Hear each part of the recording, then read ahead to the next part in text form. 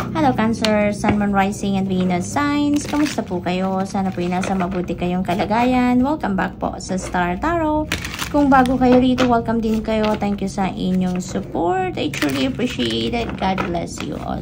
Tignan natin ang mga messages ninyo. Cancer, we have vow. Ayan. So, maaaring ang iba sa inyo dito ay it's either paladasal kayo or talagang ano kayo. May mga siguro ginagawa kayong mga worship rites at a certain time, maaaring every Sunday. Depende sa mga paniniwala ninyo. But basta meron kayong mga yung nag-worship talaga kayo, no? Maaring lagi yan ang naka-schedule yan, kumbaga, at talagang religiously ginagawa ninyo yan, ano? Maaring ganun. There is also wish, no? So, maaring nag-wish ang iba sa inyo ngayon. Maaring, di ba, ang iba sa atin merong wishing paper. Yun lang ang pumasok na mensahe, no? Wishing paper. Siguro ang iba sa inyo ngayon ginagawa yan. Siguro may nagsusulat ang iba sa inyo ngayon sa wishing paper na kung ano ang inyong wish, at maaaring nag-iisip din ang iba sa inyo ngayon kung ano talaga yung gusto ninyong i-wish, kung ano yung mga gusto ninyo talagang matupad na mga ganap sa buhay ninyo, mag-come to fruition, at yun ang wini-wish ninyo sa ngayon, no? Maaari din na may endings na pinapakita ng guides ko, yung number 54. Number 54 becomes number 9, and that number 9 resonates with endings, no? So, maaring yung pagtatapos na to, magtatapos na yung isang proyekto or kung ano man task ninyo, it's because it has come to its completion na, no? Kaya may ending. Maaring that is isa sa mga winish na ninyo before, isa sa mga bagay na hinuhope ninyo na mag-come to its completion na, kumbaga, no? Para nang sa gayon makapag-move forward naman kayo sa panibagong endeavor na ulit. So, family yan. Focus ni Cancer ngayon is family, no? Maaring meron mga bonding moments kayong gagawin ngayon. Maaring you are planning for vacation, getaway. Maaring may mga ganon, ano? And definitely, may mga bonding moments kayo dito na ginagawa, no? Maaring pasyal, simpleng lakad-lakad sa mall, yung mga ganon. Siguro may mga ganong gagawin ng iba sa inyo. We have accident. Ayan, mag-iingat kayo, Cancer, no? Mag-iingat kayo kasi maaring ang iba sa inyo dito, ayan, nagbibisikleta siya, no? At siguro natumba to, yung ganon. Kaya maaring ganon din ang ganap para sa iba sa inyo dito. Maaring pinagdaanan nyo na to, or maaring hindi pa. Kaya mag-ingat kayo nang maiwasan ninyo ang kahit anumang klaseng danger, anumang klaseng accident, no? So, this is, reminder para sa inyo, no? Na mag-ingat sa pagdadrive, sa paglalakad, sa pagtatawid, sa kahit anumang gagawin ninyo, lagi kayong mag-iingat. Doble-doble. Laging tumitingin left and right, at laging nagdadasal bago kayo lumabas ng bahay. Make sure that you are praying for your safety and protection, ano? Always, pag lumalabas kayo, lalo-lalo na sa bahay, papuntang opisina, trabaho, papunta sa gym, or kung saan pa man, always call on Archangel Michael to protect you and keep you safe, no? Ask him to place his blue sapphire sword of light in front of you, to your back, to your left, to your right, above and below, para mabalot kayo ng kanyang protective energy so that you will be safe, no? Sa lahat ng hindi magagandang pangyayari, sa lahat ng mga negative energies kapag lumalabas kayo ng bahay, okay? We have protest. Ayan. So, ang iba sa inyo dito siguro umaalma, no?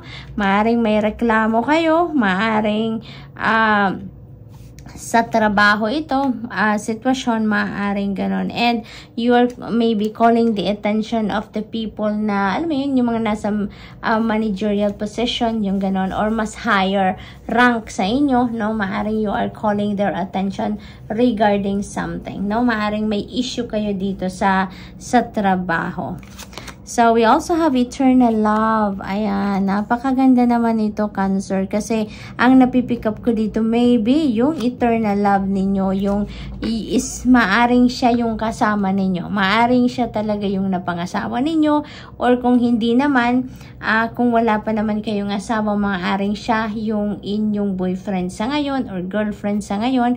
Maaring ganon. But you are, you know, connected, no? Sa isa't isa, as in pambihira, no? Pambihira ang love na nararamdaman ninyo. This could be, yung eternal love ninyo na to, this could be the person na nakatadhana sa inyo, no? Maaring ganon. This could be your soulmate or twin flame. Maaring na-meet nyo na yan or maaring kasama nyo na nga, no? Yung person na yan. So, we also have imagination. Ayan. So, dito naman sa imagination, ang feeling ko dito rin, Cancer, siguro nag-ano kayo ngayon, gumagamit kayo ngayon ng imagination dahil nagmamanifest kayo, no? Maaring yung imagination na yan that is one of law of attraction tools, no? Pag nag-imagine kayo, pag ini-envision ninyo kung ano ang gusto ninyong mangyari sa inyong 3D reality, diba? Yun yung maaring ginagawa ng iba sa inyo dito. Yan din ang napipick up ko. For others of you, this is also possible na ang iba sa inyo ay nagdi-daydreaming, no? At ini-envision ninyo kung ano yung mga sitwasyon na gusto ninyong mangyari sa buhay ninyo, mga sitwasyon na gusto ninyong ma-experience, yung mga ganon ba? Now, Cancer? So, that's all I have for you for today. Thank you for watching. Love and light. Namaste. Hello, Scorpio, Sun, Moon, Rising, and Venus signs. Kamusta po kayo? Sana po ay nasa mabuti kayong kalagayan. Welcome back po sa Star Tarot. Kung bago kayo rito, welcome din kayo. Thank you sa inyong support. I truly appreciate it. God bless you all.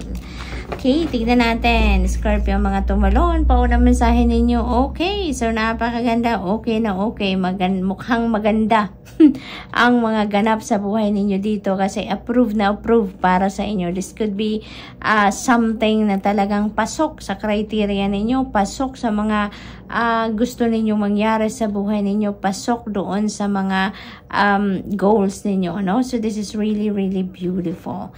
So what else? We have marriage. Wow, napakaganda naman. Ang iba sa inyo dito ay maaring ikakasal, no? Very soon, or maaring ngayon ang inyong kasalan, no? Around this time or maybe around this month, maaring ganon din ang ganap. It could also be possible, ang napipick up ko rin dito is Scorpio, ang iba sa inyo maybe you're going to get married in 6 months, no? Yun ang napipick up ko din for some of you. So maaring ngayon kaka-engage nyo lang, or maaring ngayon nag-aasikaso pa lang kayo na mga detalye naman sa inyong kasal, no? Pero yung wedding could be happening in 6 months, no? Yung ganon. So what else? We have disturbance. Ayan. So maybe meron ditong sa inyo, may nambibwisit sa inyo dito, no? That could be in any area of life, but definitely parang nagiging irritable kayo, parang nai-irritate kayo or frustrated kayo about someone, no? That could be with your person, no? Kasi maaring hindi nakikipag-cooperate sa iyo, maaring hindi ka tinutulungan sa pagpe-prepare ng mga yung para sa kasal ninyo, mga detalye ng inyong kasal, maaring hindi siya ganun ka-active sa pagtulong sa iyo sa preparation, maaring ganun ang ganap, no? What else? We have coach. Ayan, for some of you dito, Scorpio, maybe you are looking for a teacher, you are looking for advisor, counselor, maaring ganon, no? Maaring may mga sitwasyon, ang iba sa inyo dito, Scorpio, na kailangan ninyong isagguni sa iba, sa mga nakakatanda sa inyo, or sa mga may expertise about whatever that is na concern ninyo, maaaring ganon dito. Kaya you are looking for someone, no, na makakapagbigay ng advice sa inyo, makakapag-impart ng knowledge niya sa inyo regarding a certain situation or regarding a certain subject, no, na you are curious about, no, maaaring ganon. So we have idea. Ayan. So, maybe ito talaga yung hinahanap din ninyo. Isa yan sa mga concerns din ninyo sa ngayon. Kaya gusto ninyo na magkaroon kayo ng isang coach. Naghahanap kayo ng advisor, yung mga ganon. Mga spiritual people siguro din ang hinahanap ninyo. Mentor, mga ganong klase. Para nang sa gayon magkaroon kayo ng idea on how you're going to navigate your situation. Depende sa inyong sitwasyon kung ano man ang kailangan ninyo, no, na magkaroon kayo ng kalinawan or additional knowledge, no, yung mga ganon. But definitely you are getting these new ideas na kailangan ninyo, no.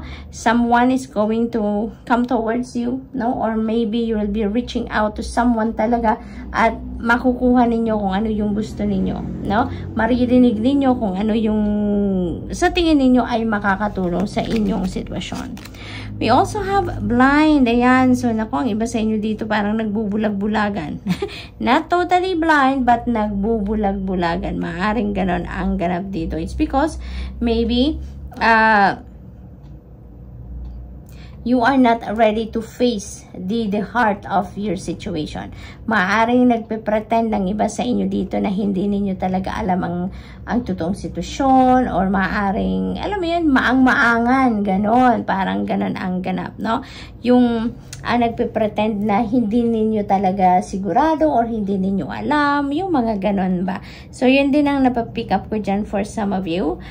But for others of you naman dito, Scorpio, maaaring kailangan ng iba sa inyo dito na magpa-check up ng inyong mata, no? Kasi maaaring meron kayong vision problem or meron discomfort, no, sa inyong mata. Maaaring ganon. Kaya this is a heads up for you then na kailangan ninyong pagtuunan ng pansin, no, ang problema na yan sa inyong mata. Okay? At magpagamot, magpa-check up. So that's all I have for you for today, Scorpio. Thank you for watching. Love and light. Namaste. Hello Pisces, Sun, Moon, Rising, and Venus signs. Kamusta kayo? Sana po'y nasa mabuti kayong kalagayan. Welcome back po sa Star Tarot. Kung bago kayo rito, welcome din kayo. Thank you sa inyong support. I truly appreciate it. God bless you all. Tignan natin ang mga messages ninyo for today, Cancer. Oh, sorry. Pisces. Naku, Pisces. Siguro meron kayong Cancer placement sa inyong chart, or maybe you are dealing with a Cancer kaya sumingit talaga si Cancer. So, tingnan natin pauna mensahe ninyo, right? Ayan. So, maybe meron ditong meron sigurong mga ritual, mga ganon kayong ginagawa, no? Or nagmamagic siguro kayo, may mga ganon ganap. Or maybe you are attending some kind of a ceremony, no? Maaring related sa religion, no? Na ceremony. Yun ang napipick up ko dyan. So, what else? We have daydream. Yan, nagdi-daydreaming si Pisces. Why not? Diba? Kasi yung daydreaming, parang yan nag-i-imagine kayo ng kung ano yung, siguro, kung anong minimithi ninyo, kung ano yung mga heart desires ninyo, ano yung mga ina-envision ninyo talaga for yourself na gusto ninyong mangyari sa inyong 3D reality. No? And that is one tool din, no? Sa law of attraction. Kaya somehow makakatulong din yan sa pag-manifest ninyo ng kung ano man ang mga heart's desires ninyo. So, what else? We have a reservation. Ayan. So, maybe ang iba sa inyo dito nag-daydreaming about having a car, no? About having siguro your dream car. Maaring ganon.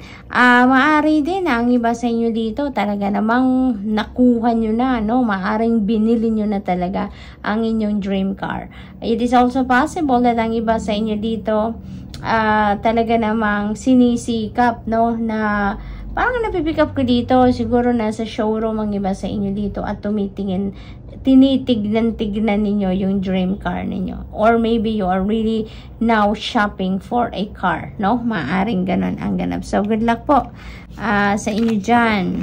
What else? We have introvert. Nakakaloka naman ang picture sa card na to, no? Magkasama nga kayo. Magkatabi nga kayo pero hindi naman kayo nag-uusap because you are so busy, no, sa inyong mga gadgets, social media siguro, or pakikipag-usap sa ibang tao rather than spending your time with your loved one na kasama ninyo, no? So maaring gano'n ang nagiging ganap dito. And you know what? Ang kulang, 'di ba? Ang kulang ng panahon sa inyong person, ang kulang ng attention sa inyong person that could lead to something else na situation na hindi ikakaganda ng kahit anumang klaseng relationship na meron kayo, no? Yung ganon. Kaya parang ano yan, ang iba siguro sa inyo dito, Pisces, masyado na kayong ano yan, focus talaga, parang kinakain ng social media or ng online community nga ang inyong sitwasyon, ang inyong buhay, ang inyong relationship. Kaya parang ano to, wake up call din ito para sa iba sa inyo na may ganong sitwasyon na super focused lagi sa inyong phone, sa inyong gadgets, no? At kung sino man ang kaharap ninyo, kasama ninyo, maaaring hindi na ninyo na ibibigay sa kanila yung oras na dapat ay ibigay mo din sa kanila, ang attention, 'di ba, na dapat mo din ibigay sa kanila. Maaaring ang iba sa inyo dito, you know, wala nang panahon para tumulong sa bahay, tumulong sa asawa, tumulong sa magulang. It's because maaaring nag-online game, ganon, at hindi pwedeng bitawan, kaya kahit sinisigawan na, tinatawag na, hindi, alam mo yun, hindi talaga mahiwalay sa gadget kasi hindi pwedeng iwanan dahil nasa gitna ng laban. No, yun ang napipick up ko dito kay some of you, no? This is not going to resonate with everyone, so just take as it resonates. But ang napipick up ko dito, some of you may be so engrossed, talagang super tutok na tutok sa inyong gadget, kung ano man ang ginagawa ninyo sa inyong cellphone or sa iPad ninyo, no? Parang doon kayo nagka-focus at maaring hindi ninyo napapansin ang nasa paligid ninyo. We have indulgence. Ayan. So, this is really beautiful, no? Kasi, ito naman, kasalungat nito ni introvert. Ito naman, ang iba naman sa inyo, mas enjoy kayo, no? Doon sa pakikipagchika, one-on-one, no? Face-to-face with your friends, with the people around you, no? So, mas gusto ninyo dito na may live interaction kayo, kumbaga, no? With your friends, with your loved ones, or kung sino man, no? Mas gusto ninyo nakikipag-usap kayo. So, ang iba sa inyo dito, maaring, alam mo yun, may parting dadaluhan, may pagkikita, with other friends, connecting or reconnecting with other friends, maaring ganon. Maybe you're going out with them para, you know, magchika-chika over coffee or over tea, yung ganon, yung catching up ba, no? With your friends. So, good luck. We have confinement. Ayan. So, ito naman, no? Parang, iba naman sa inyo dito, parang walang kalayaan, ano? You have no freedom siguro to even go out and see your friends naman. Maaring ganon. Maaring you are restricted by your person or by someone, by your parents, no? Could be anyone na nagpe-prevent sa'yo para maging malaya ka, na gawin ang gusto mo. Maging malaya ka na lumabas ng bahay, makipagkita kung kanino man, usap kung kanino man, you know, yung parang may restriction talaga, no? May restriction, kaya hindi rin kayo natutuwa dyan. At yun ang sitwasyon ng iba sa inyo dito, nakikita ko na parang gusto mo nang layasan ang sitwasyon na yan, but parang hindi ninyo magawa dahil maaring iniisip din ninyo yung kung sino man na nagpe-prevent sa inyo para maging malaya kayo, no? Parang mas ano pa rin sa inyo, sa puso ninyo yung pakikisama pa rin, ano? Kahit nahihirapan na kayo dahil piniprevent nga kayo, hindi kayo free to do whatever you want to do, pero sumusunod pa rin kayo. So, maaaring ganon ang ganap. So, good luck, Pisces, and I hope nakatulong ang mga mensaheng ito in some way. Thank you for watching. Love and light. Namaste.